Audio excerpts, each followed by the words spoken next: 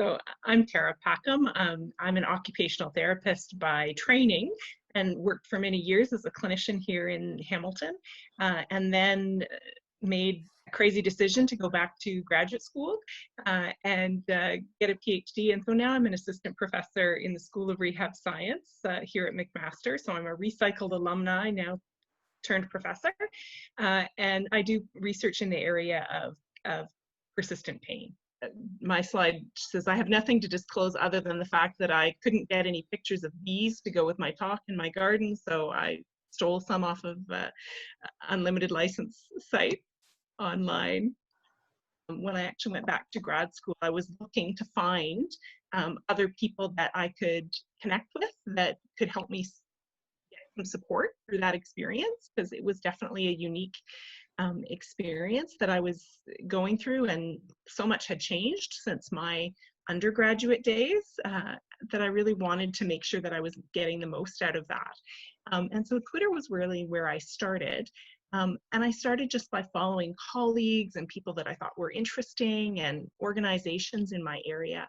And then I moved on to looking at more advocacy groups and connecting with other trainees, but also connecting with leaders. Certainly when people started to follow me, and my Twitter following did not build very quickly, you always want to make sure that you're following back and that you are making that connection.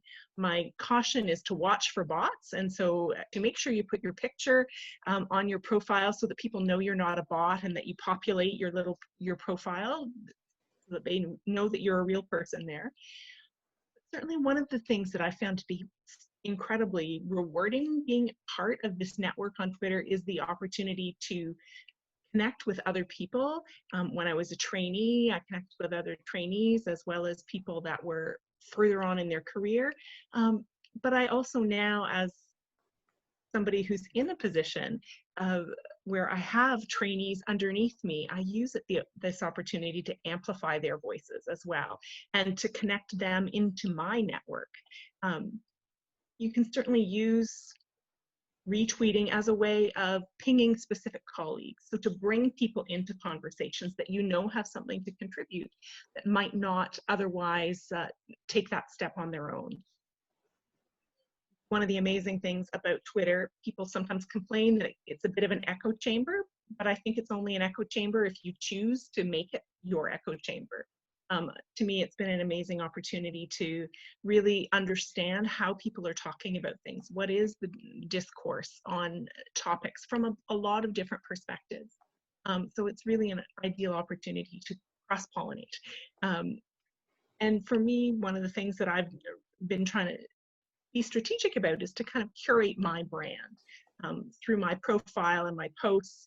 I do want to be a contributor. I've been strategic about trying to contribute things, but I also want to be relational because it is for me about building a network. And so part of it now at this point in my career is trying to attract trainees. And so I want them to know a little bit of who I am. And so that means sometimes that I post things about my garden or about my dogs. And so that's mixed in with posting about great articles that I've read or conferences that I've been at and doing some live tweeting from sessions. You can decide what is you, right? You don't have to follow and do exactly what I do or exactly what anyone else does, but you can make it your own. Another amazing opportunity with Twitter is the opportunity to ask for advice and use that hive mind. It is incredible sometimes the responses that you'll get, and from random people, from leaders and amazing people. It really can be a very, very rich source of resource. And I would say that's been one of the amazing things that I've seen even in the COVID crisis, where there have been leaders and organizations who have posted and said, this is what we're working on and we need rapid information. Please, send us this, connect us, show us where this is happening. And the response has been quite phenomenal. So I think it's an exciting opportunity that we can leverage. I referenced a great paper by Jen Heemstra, which really does a nice introduction to social media in general, but specifically walks you through how to set up a Twitter account and gives you some great definitions. So I encourage you, if you need something to walk you through by step, that's a great place to start. I also use LinkedIn for networking though. I have always kept my LinkedIn profile professional. I don't link with all my family and friends because I really have been strategic about how I use it.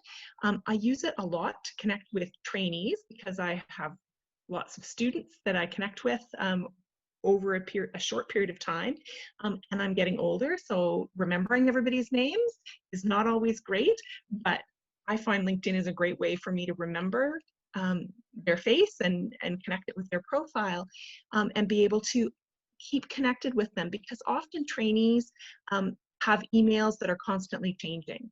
And so LinkedIn becomes a place that doesn't change, where they stay connected to that, and then it allows me to post job opportunities for them, to connect them with other research opportunities or labs. And so I've used that really strongly for that reason, not so much to get opportunities for myself, but as a way of sharing opportunities with others to again, kind of live out that mentoring piece.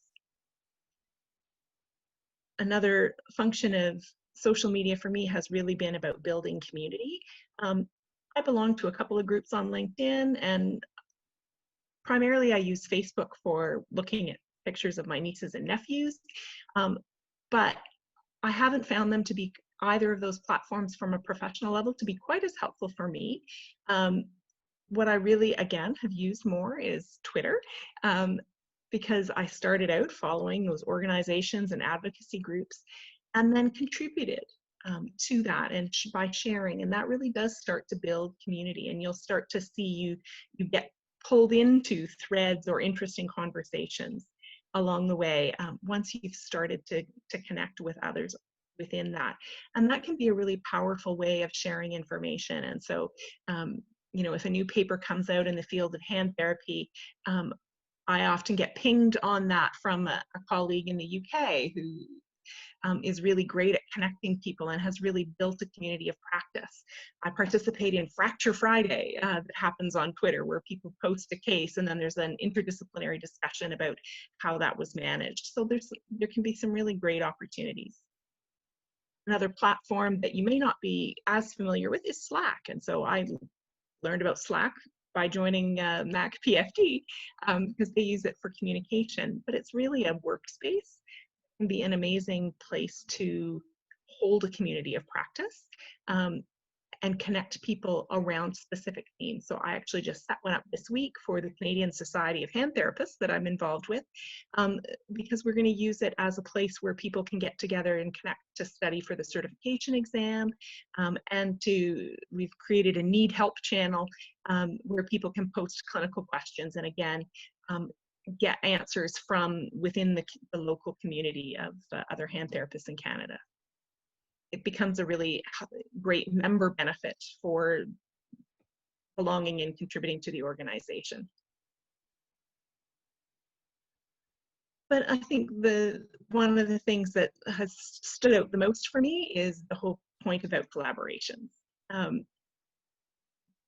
I've definitely checked people out on Twitter to think about, is this somebody I want to collaborate with, by looking at their digital footprint more than just what they've published, to get a sense of kind of who they are and how they roll a little bit.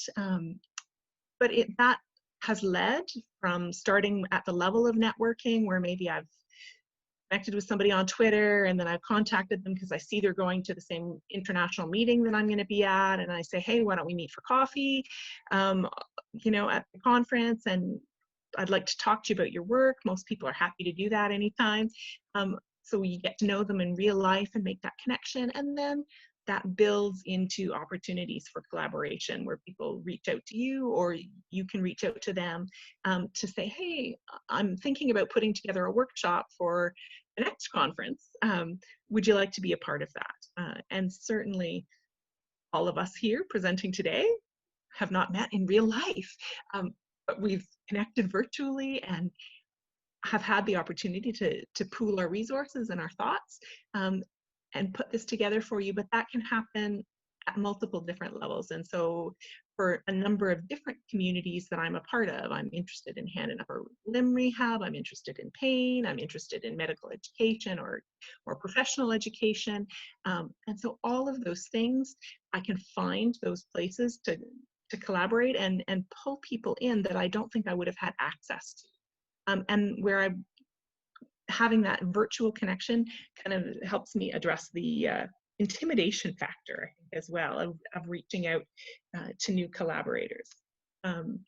So I have to say that this has definitely been an area that has been amazing. And I know at least one of the people on this call, I think, is somebody that I had connected with in real life, but we've kept connected over time through Twitter, and now have a bunch of collaborations going. Yes, Kim, I'm calling you out. Because of those virtual connections that just help to maintain those relationships, even with people that are local that you just don't get FaceTime with. So I would encourage you to think about it and how you can leverage that.